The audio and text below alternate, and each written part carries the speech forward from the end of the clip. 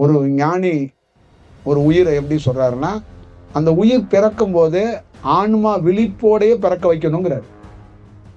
இப்ப ஒரு உயர்ந்த சிந்தனையும் உயர்ந்த செயலும் இந்த உலகத்துல பிறக்க போகுதுன்னா, ஒரு தாய் கருவுல போகும்போதே ஆன்மா விழித்த நிலையில கருவுக்கு போகணுங்கிறார். அப்ப விழித்த நிலையில் கருவுக்கு போகும்போது அது சுயமாக எதையுமே இந்த மாதிரி மற்ற மாதிரி விஷயங்கள் இல்லாம இந்த இறையை ரொம்ப ஒரு தீர்க்கமாக தேடுமா.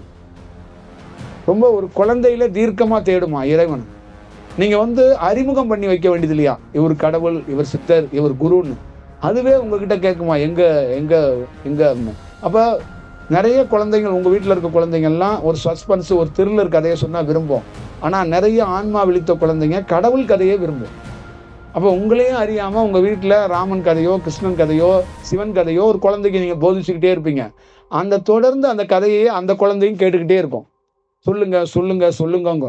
நீங்களே வெறுத்து போய் எத்தனை வாட்டி தான் அந்த கதையை சொல்றது அப்படின்னா, எனக்கு மீண்டும் மீண்டும் சொல்ல, அது சொன்னாதான் தூக்கம் வருதுங்க. இதுக்கு உதாரணம் விவேகானந்தர். அவங்க அம்மாவுக்கு இதே வேலை தான். இந்த மாதிரி சொல்ல சொல்ல சொல்ல சொல்ல அப்ப அவருக்கு என்ன ஆகிடும்னா, ஏதாவது கஷ்டம் வரும்போது கடவுள் வரலையே அப்படிங்கிறது அவருடைய ஆராய்ச்சி. என்னமா சிலையெல்லாம் எடுத்து பார்த்துட்டு எங்க இருக்கிறார் கடவுள்னு தேடி இருக்காரு.